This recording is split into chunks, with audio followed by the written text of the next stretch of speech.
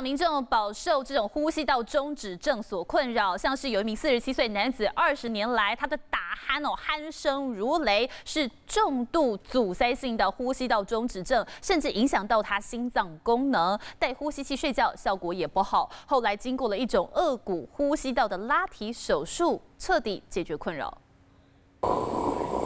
睡觉时鼾声如雷，翻来覆去睡不好，很多人都有这样的困扰。台北有一位肖先生患有重度阻塞性呼吸道中止症，带给他极大的痛苦，一定会影响到白天正常的，包括体力跟精神，还有处理事情一些作息都会受到影响。就像打雷，你可以想象吗？打雷，你本来很安静，忽然就像打雷，你被吓醒这样。不止患者本身苦不堪言，家人更是心力交瘁。经过检查才发现，肖先生睡眠时诊断上呼吸道的侧咽壁严重塌陷。 直到医师帮他做了颚骨呼吸道拉提手术，状况才彻底改善。整个呼吸道是完全的塌陷的话，除非你用这样子的手术去把它拉提，要不然的话，其他的手术就有点像我们那种医美的微整一样，大概有一点效果。可是你真的要做的话，那你就是要整个把它拉紧。颚骨呼吸道拉提手术进行时间大约3到5个小时，平均2-3天就可以出院，复原几率高达80%，可以算是睡眠呼吸中止症患者的一大福音。记者王仲、黄建莹台北报道。